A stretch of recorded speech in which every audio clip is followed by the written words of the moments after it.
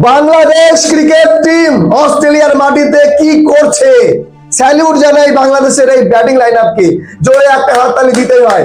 Bangladesh cricket team এইরকম batting performance দেবে, 426 run করবে, 138 ওভার খেলবে, 228 রানের লিড নেবে অস্ট্রেলিয়ার এগেইনস্টে। তাই অস্ট্রেলিয়ার মাটিতে অবিশ্বাস্য। অস্ট্রেলিয়া দ্বিতীয় ইনিংসে ব্যাটিং করতে নেমে 4 রানে তাদের প্রথম উইকেট হারিয়েছে, আর উইকেট নিয়েছে কে? হাসান মাহমুদ। আমার মনে হয় এই 228 রানের ভেতরেই অস্ট্রেলিয়া অল আউট হবে, বাংলাদেশ একটা ইনিংস এবং রানে জিতবে। এটা হওয়ার সম্ভাবনা বেশি, কারণ প্রথমেই একটা আউট গেছে। অস্ট্রেলিয়া এখন ম্যাচ বাঁচাতেও পারবে না।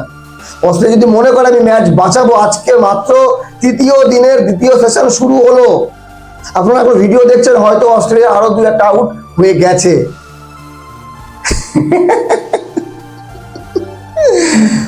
অস্ট্রেলিয়ার প্লেয়ারদের অবস্থা দেখে সত্যি খুব আজকে মায়া হচ্ছে। বাংলাদেশ যদি এরকম বাজে পারফরমেন্স দিত, সবাই বলতো বাংলাদেশ তো এরকমই খেলে। অস্ট্রেলিয়া, বাপরে বাবা, অস্ট্রেলিয়া বিশ্বের নাম্বার 1 দল অস্ট্রেলিয়া। কিন্তু যেই অস্ট্রেলিয়া 200 রান করতে পারলো না, 198 রান অল আউট, সেই অস্ট্রেলিয়ার বোলারদের এগেনস্টে কি করে 426 রানের বিশাল বড় একটা রান দাঁড় করালো বাংলাদেশের ব্যাটসম্যানরা। প্রত্যেককে ক্রেডিট দিতে হয়। শুধুমাত্র লিটন কুমার দাস কেন শূন্য করলো, এটা নিয়ে একটা আলাদা কমিটি গঠন করে তদন্ত করা উচিত, কারণ প্রত্যেকে রান করেছে।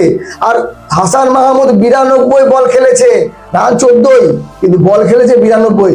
মেহেদী হাসান মিরাজ শেষের দিকে 65 রানের দুর্দান্ত ইনিংস, তাইজুল 17, তাসকিন পর্যন্ত 14 রান করেছে। আর কি লাগে? বাংলাদেশের এইরকম ব্যাটিং সাপোর্ট যদি থাকে, তো প্রত্যেক ম্যাচেই বাংলাদেশ ভালো করবে। ম্যাচের জয় হার আলাদা বিষয়, কিন্তু ম্যাচে ভালো খেলা। তো বাংলাদেশ মনে হয় ঐতিহাসিকভাবে এই প্রথম ম্যাচ জিততে যাচ্ছে। এখনো প্রায় 3 দিনের খেলা বাকি, আর এই 3 দিনের খেলায় অস্ট্রেলিয়া যদি 400 করে নেয়, তবুও বাংলাদেশের টার্গেট 180 নিচে থাকবে। আমার মনে হয় না অস্ট্রেলিয়া 300-র বেশি রান করতে পারবে।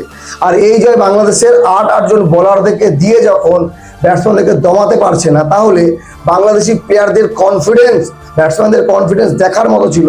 প্রত্যেকেই যে ব্যাটিং করতে এসছে, শেষের দিকে তাইজুল, তারপরে তাসকিন, এরা যে ব্যাটিং করছে, হাসান মাহমুদ, মনে হচ্ছে এরা প্রপার টেস্ট ব্যাটার। কিভাবে এই পরিবর্তন আসলো সেটা অবশ্যই কমেন্ট করে জানাবেন। তবে চাপে অস্ট্রেলিয়া, প্রথমবারের মতো অস্ট্রেলিয়াকে বাংলাদেশের এগেনস্টে চাপে দেখছি, কারণ অস্ট্রেলিয়া খেলছে নিজেদের হোম কন্ডিশনে, নিজেদের গ্রাউন্ডে, নিজেদের পিচে। এটা বাংলাদেশের মিরপুর না যে অস্ট্রেলিয়া বাজে খেলছে, বাংলাদেশ ভালো খেলছে। তো বন্ধুগণ, বাংলাদেশ এই ম্যাচ জিতছে, 100% জিতছে। এখান থেকে হারার কোনো প্রশ্নই আসে না। 228 রানের এত বড় একটা লিড নিয়েছে, তাও আবার তৃতীয় দিনের প্রথম সেশনে। এই যে একটা অ্যাডভান্টেজ, এই অ্যাডভান্টেজ বাংলাদেশের জয়ের জন্য খুবই গুরুত্বপূর্ণ। আর বাংলাদেশ জিতছে, জিতবে। বাকি আপনাদের মতামত জানাবেন। অলরেডি শ্রীলঙ্কা এবং ইন্ডিয়ার টেস্ট ম্যাচ শুরু হয়ে গেছে। তো আসছি নতুন কোনো ভিডিও নিয়ে, ভিডিওটি শেয়ার করবেন। বাংলাদেশের জন্য শুভকামনা রইল। অস্ট্রেলিয়ার মাটিতে গিয়ে যদি বাংলাদেশ ম্যাচ জিতে আসে, এটা এশিয়ার জন্য অনেক গর্বের বিষয়, শুধু বাংলাদেশ না।